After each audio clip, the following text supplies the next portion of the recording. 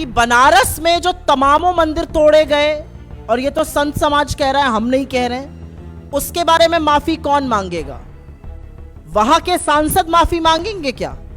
और काशी के सांसद तो स्वयं प्रधानमंत्री जी हैं। वहां पर किन ऑफिशियल्स और किसके खिलाफ कार्रवाई होगी? क्या योगी सरकार के खिलाफ कार्रवाई होगी? क्या वहां के ऑफिशियल्स के खिलाफ कार्रवाई होगी? क्या वहां के सांसद के खिलाफ कार्रवाई होगी? आप ऐसा काम करते हैं तो आप उसको सौंदर्यीकरण, आप उसको विकास, आप उसको न्यू इंडिया का नाम और जामा पहनाते हैं। और जब कोई दूसरा करता है, और आप ही की नगर पालिका, भाजपा की ही नगर पालिका ने यह काम किया है, तो उसमें आप हिंदू मुसलमान खोजने लगते हैं। तो जिस तरह की नफरत और हिंसा की आग आप लगा रहे हैं देश में, उसका यह साफ नतीजा है। इस देश को आज इन्वेस्टर सुरक्षित नहीं महसूस करता है।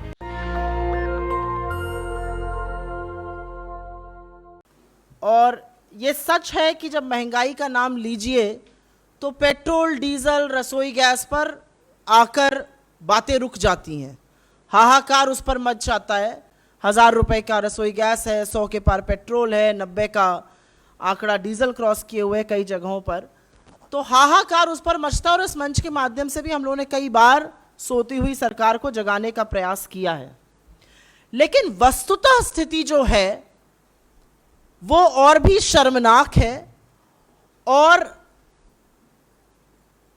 समझ में नहीं आता ये सरकार ऐसा क्यों कर रही है।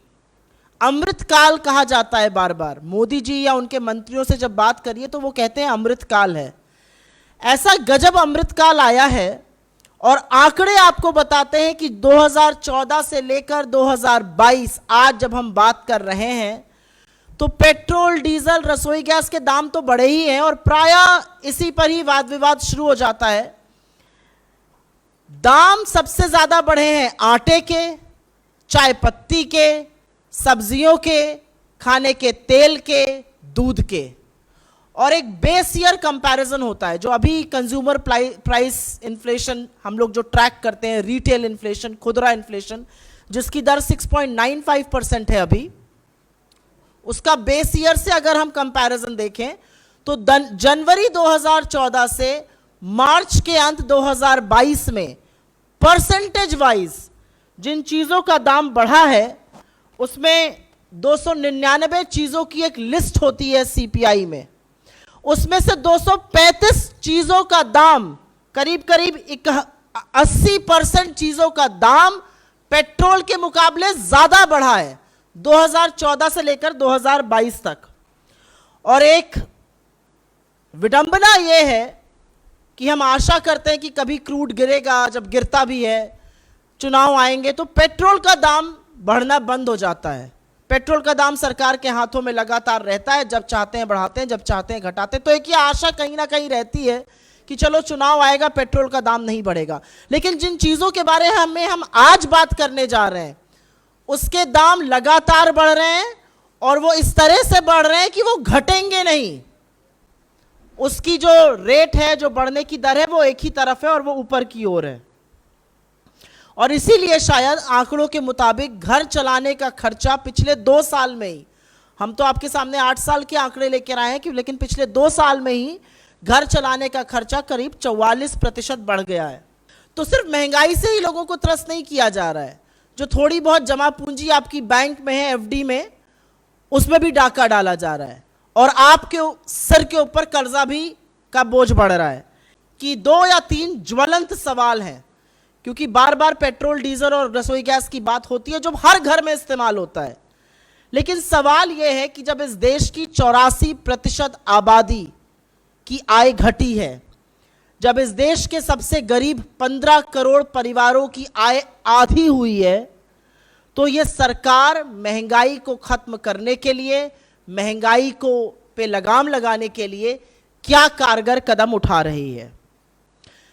दूसरा सवाल सरकार के तमाम मंत्रियों और प्रधानमंत्री से है कि क्या उनको इस बात का इल्म है, क्या उनको इस बात की नॉलेज है कि महंगाई के ही चलते भारत में कुपोषण और भूखमरी दोनों के केसेस बढ़ रहे हैं। कुपोषण का इंडेक्स सरकार खुद जारी करके बताती है लोगों में कैसे कुपोषण बढ़ रहा है, और हंगर इंडेक्स में लगातार भारत का गिरना नेपाल, बांग्लादेश और पाकिस्तान तक के नीचे होना इसका सबूत है। कुछ चीजों का दाम आपके सामने जरूर कोट करना चाहती हूं। जो आटा 10 रुपए पे मिलता था, 20 रुपए पे मिलता था, आज वो 30 रुपए प्रति किलो है। पकौड़ा तलने वाला तेल 240 रुपए प्रति लीटर है। दूध का दाम अभी अभी बढ़ा है। मदर डेयरी का 1 लीटर का दूध 60 रुपए प्रति लीटर है। और ये सारी वो चीजें हैं, और मैंने जानबूझकर इन 3 चीजों को लिया क्योंकि ये हर घर में, मध्यम वर्ग में, निम्न मध्यम वर्ग में, गरीबों के यहाँ, अमीरों के यहाँ, सबके यहाँ इस्तेमाल होती हैं। तो आखिर सरकार के पास इससे जूझने की, इनको कम करने की क्या रणनीति है? तो हमारा अपना मानना है, और ये 2 बड़ी मांगे हमारी हैं कि बिना वक्त बर्बाद किए, बिना वक्त ज़ाया किए सरकार बेलगाम दामों पर रोक लगाए, ठोस कदम उठाए।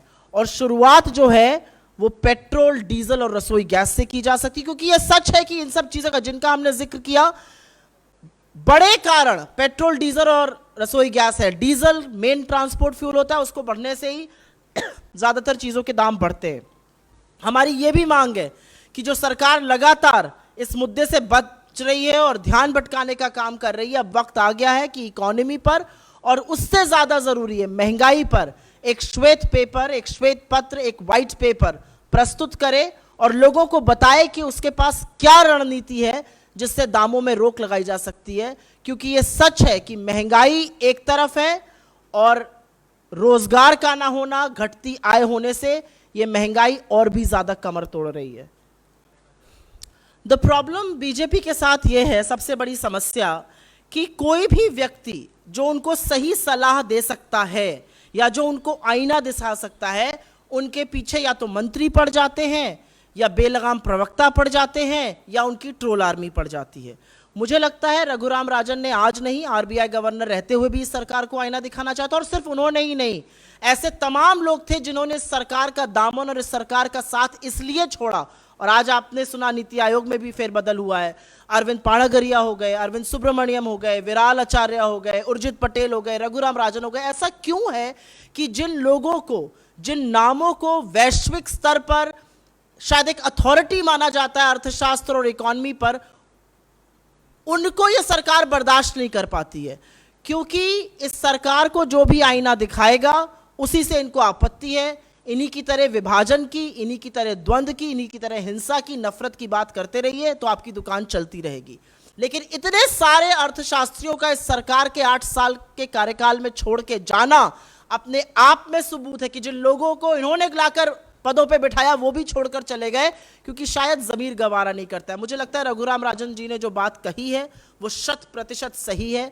आज भारत की जो छवि वैश्विक स्तर पर धूमिल हो रही है, आज भारत की जो छवि इन्वेस्टर कम्युनिटी में धूमिल हो रही है, आज भारत की जो छवि है उसके चलते भारत के तमामों एचएनआईज, तमामों उद्योगपति भारत में पैसा ना लगा के वैश्विक स्तर पे बाहर की जगहों पर जाकर क्यों लगा रहे हैं, इसका जवाब शायद रघुराम राजन जी की बातों में है। आज क्या यह सरकार इस बात का जवाब दे सकती है कि आपके सामने शायद सच ना बोल पाते हो उद्योगपति, क्योंकि आपकी एजेंसीज जाकर उनको प्रताड़ित करती हैं, लेकिन तमामों ऐसे एचएनआईज हैं जिन्होंने, और ये सदन में भी डेटा प्रस्तुत हुआ है, जिन्होंने इस देश के शोर्स को छोड़कर बाहर इन्वेस्टमेंट करना ज्यादा बेहतर समझा है। तो जो जिस तरह की नफरत और हिंसा की आग आप लगा रहे हैं देश में, उसका यह साफ नतीजा है। इस देश को आज इन्वेस्टर सुरक्षित नहीं महसूस करता है। आज इसका एक कहते हैं ना, कभी कभी झूठ का पर्दाफाश हो ही जाना चाहिए। तो आज थोड़ा विस्तृत रूप से इसके बारे में बात कर लेते हैं।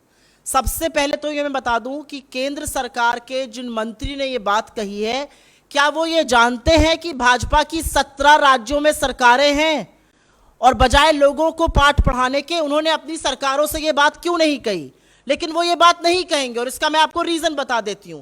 क्योंकि ये बात प्रायः मिस हो जाती है, बहुत बार आप जवाब देते भी हैं, वो कैरी नहीं होता है। लेकिन इस प्लेटफॉर्म के माध्यम से मैं 2 बातें जरूर कहना चाहती हूं कि जो टैक्स लगता है फ्यूल पर, वो एक एक्साइज होता है और एक स्टेट वैट लगाता है। एक्साइज भी 3 तरीके की होती है, बेसिक एक्साइज, स्पेशल और एडिशनल एक्साइज। बेसिक एक्साइज जो है वो राज्यों के साथ केंद्र सरकार साझा करती है। इस सरकार ने 13 बार एक्साइज ड्यूटी बढ़ाई थी, लेकिन सारे बार प्राय वो एक्साइज ड्यूटी स्पेशल और एडिशनल बढ़ाई गई जो राज्यों के साथ साझा नहीं की जाती है। पहली बात वो वाला उसका कंपोनेंट बढ़ाया गया जो केंद्र सरकार सिर्फ और सिर्फ अपने लिए लगती है।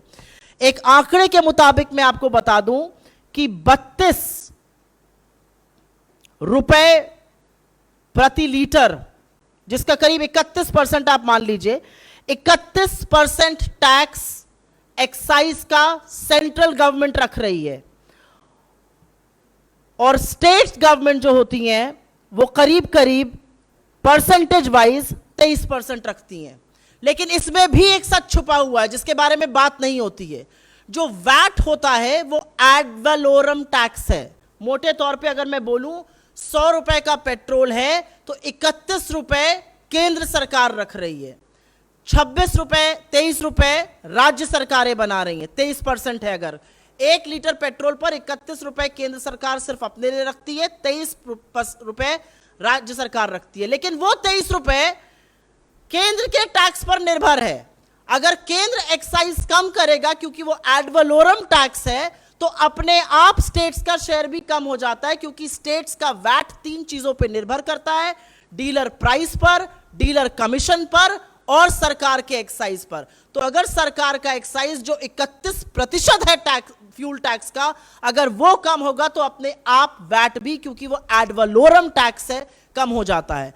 तो मुझे ऐसा लगता है कि सरकार के जो ज्ञानी मंत्री हैं और जो इस तरह की कहीं पर यह दिखाता है कि सरकार के अंदर सहृदयता नहीं है, शायद बड़े पद से आए हैं, अमीर आदमी हैं, ऐसा बोल सकते हैं, लेकिन शायद वो ये नहीं जानते कि उनकी इस धृष्टता के चलते इस देश में कुपोषण और गरीबी बढ़ रही है, इस देश में भुखमरी बढ़ रही है, इस देश में आज लोगों की कमर तोड़कर उनसे टैक्स वसूला जा रहा है। 26 लाख करोड़ रुपए सिर्फ और सिर्फ केंद्र सरकार ने एक्साइज ड्यूटी से पिछले 8 साल में कमाए हैं।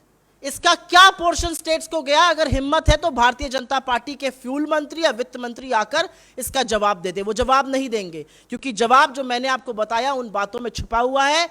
100 रुपए के पेट्रोल पर 31 रुपए केंद्र सरकार रख रही है और जो राज्य ले रहे हैं वो उस 31 रुपए पर निर्भर है। आप 31 रुपए घटाइए, अपने आप राज्यों का वैट घट जाएगा। और अगर इतनी ही चिंता है तो पहले अपने 17 राज्यों को बोलिए वो घटाकर एक एग्जाम्पल सेट करें। देखिए, ऐसा है कि जब चुनावी सरगर्मी गरमाती है तो भाजपा नए नए शगुफे छोड़ती है। उसमें से एक ये शगुफा मैं मानूंगी ये है, मुझे लगता है यूसीसी राज्यों का अधिकार है, गोवा में दशकों से लागू है और जो संविधान की सहमति से बनाया जाएगा उससे हमें भी कोई आपत्ति नहीं है, मंजूरी है। लेकिन आज सवाल मैं अपने हवाले से और इस प्लेटफॉर्म के हवाले से कांग्रेस पार्टी के अधिकृत प्रवक्ता होने के नाते पूछना चाहती हूं कि जिन सूत्रों के हवाले से यह खबर आई है अमित शाह जी के बारे में, वही सूत्र हमें यह बताएं कि क्या भाजपा के घटक दल इस बात को तैयार हैं? क्या अमित शाह जी, जिनको आज रिसीव करने नीतीश कुमार जी एयरपोर्ट पर पहुंचे थे, क्या उनकी सहमति है इसके बारे में? घटक दलों की बातें पहले बताएं। ये नए नए शगुफे छोड़ना, ये नई नई बातें करना, ये भाजपा की आदत बन चुकी है। जो संविधान के तहत, जो संविधान की सहमति से, जो संविधान के स्पिरिट को काबिज करते हुए चीज करी जाएगी, हम उससे 100% सहमत हैं। मैं सबसे पहले तो 2 बातें बोलना चाहूंगी और यह तथ्य है कि इस सड़क के चौड़ीकरण का प्रस्ताव तब वसुंधरा राजे जी की भाजपा सरकार ने दिया था। अलवर की नगर पालिका में 35 सदस्य हैं, उसमें से 34 भाजपा के हैं। अलवर की नगर पालिका के चेयरमैन भाजपा के हैं। ये काम नगर पालिका ने कराया, स्थानीय नगर पालिका के द्वारा हुआ, जो भाजपा के 34 सदस्यों से बनी है। तो सवाल तो भारतीय जनता पार्टी से हमें पलट के पूछना चाहिए। और सवाल आपने सही कहा, पूछना इसलिए भी जरूरी है कि बनारस में जो तमामों मंदिर तोड़े गए, और ये तो संत समाज कह रहा है, हम नहीं कह रहे हैं, उसके बारे में माफी कौन मांगेगा? वहां के सांसद माफी मांगेंगे क्या? और काशी के सांसद तो स्वयं प्रधानमंत्री जी हैं। वहां पर किन ऑफिशियल्स और किसके खिलाफ कार्रवाई होगी? क्या योगी सरकार के खिलाफ कार्रवाई होगी? क्या वहां के ऑफिशियल्स के खिलाफ कार्रवाई होगी? क्या वहां के सांसद के खिलाफ कार्रवाई होगी? गुजरात में मुख्यमंत्री रहते हुए, मेरे पास अभी आंकड़ा नहीं है, लेकिन एक चौंकाने वाला आंकड़ा है कि विकास के नाम पर मंदिर अवैध निर्माण के तहत हटाए गए थे। दिक्कत की बात यह है कि जब आप ऐसा काम करते हैं तो आप उसको सौंदर्यीकरण, आप उसको विकास, आप उसको न्यू इंडिया का नाम और जामा पहनाते हैं। और जब कोई दूसरा करता है और आप ही की नगर पालिका, भाजपा की ही नगर पालिका ने यह काम किया है, तो उसमें आप हिंदू मुसलमान खोजने लगते हैं। यह सच है कि कांग्रेस शासित राजस्थान में लगातार भारतीय जनता पार्टी हिंदू मुसलमान कराकर वहां पर वैमनस्य, नफरत की राजनीति कराने के चक्कर में है। लेकिन वो अशोक गहलोत जी का राजस्थान है, वहां पर कानून व्यवस्था बनी हुई है। आपकी लाख कोशिशों के बाद भी वहां पर रामनवमी धूमधाम से मनाई गई, हिंदू और मुसलमानों ने एक साथ मिलकर बनाई। आपके राज्यों में रामनवमी पर दंगे हुए, लेकिन राजस्थान में शांतिपूर्ण तरीके से रामनवमी मनी, लोगों ने गले मिलकर रामनवमी मनाई। अब खीसे निपोरने का वक्त हो सकता है आया हो, शायद एम्बैरेस्ड हो, ऐसी काम कर रहे हो, लेकिन सत्ता में रहते हुए इस तरह के काम करना शायद एक सरकार को शोभा नहीं देता है। आप दिल्ली में क्या कर रहे हैं वो पूरा देश देख रहा है, जो जहांगीरपुरी में हुआ। आप राजस्थान में क्या कोशिश कर रहे हैं, आपने खारगोन में क्या किया, सारा देश देख रहा है। आप आंख बंद कर लीजिए तो ये नहीं है कि ये जगत बना नहीं है, ये जगत बना है और ये जगत देख रहा है कि क्या हो रहा है। नेशनल दस्तक की आपसे गुजारिश है कि अगर इसको बचाना चाहते हैं तो नेशनल दस्तक को सब्सक्राइब करने के लिए रेड कलर के सब्सक्राइब बटन को दबाएं, फिर बेल आइकन की घंटी दबाएं। नेशनल दस्तक को बचाने के लिए बहुत जरूरी है कि हर खबर को शेयर करें, लाइक करें, कमेंट जरूर करें।